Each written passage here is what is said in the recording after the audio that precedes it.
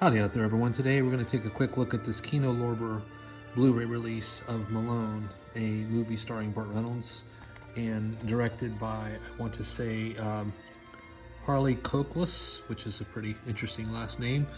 But this is a movie that I remember being on the shelves at the local mom and pop VHS stores back in the later part of the 80s. And at the time, I remember sort of scoffing a bit at Bert's, wigs and seemingly fall from, so high. I mean, there was a time when Burt Reynolds was basically the biggest star in Hollywood, and deservedly so. I mean, I feel like he often gets lumped into sort of a category that I think is unfair, because I think he actually does have good acting ability, and he's got remarkable charisma and charm, and always seems to be in on the joke.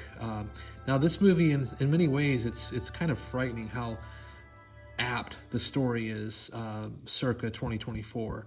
It is a movie that at the time I think probably had a storyline that seemed a little far-fetched.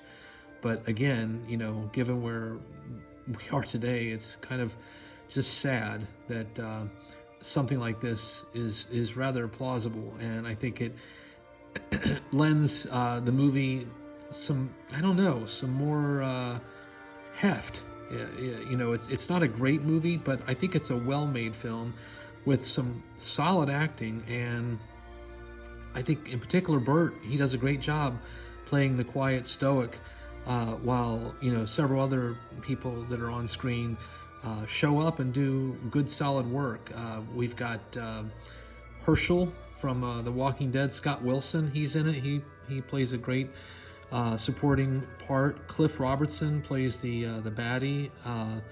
Lauren Hutton shows up. She's a fellow, I guess, government agent or hit person.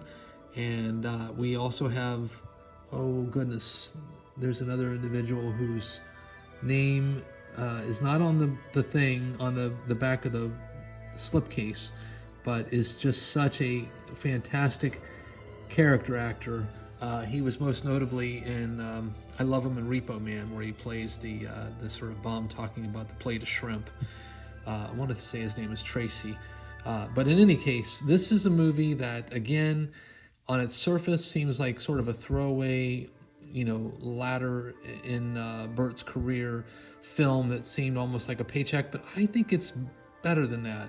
I find the film entertaining. It's shot well. It's got great use of locations. Burt does a terrific job playing the part. I think in many ways this film, Heat and Stick, all reflected movies that could have been great.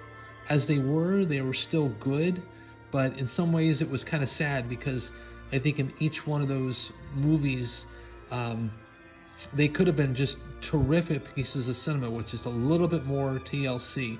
Even with this film, you will notice toward the end, the film looks a little choppy in the editing department, and I suspect they were probably running out of time and money, and so they just sort of did some insert shots and did some interesting cuts to not give you the sense that it was all actually transpiring the way it was showing on the screen. But if nowadays, because everyone's so into the Liam Neeson older action hero movie, I think it's worthwhile going back and revisiting this film, or visiting it for the first time, because in many ways it was sort of the prototype for that kind of genre film. And again, Burt, I think, does a commendable job in the part. Again, the movie's not going to blow anyone away. It's just a decent, solid actioner with a surprising amount of relevance given today's climate, and also some just touching moments on screen by the actors. So on that note, we'll just leave it at that.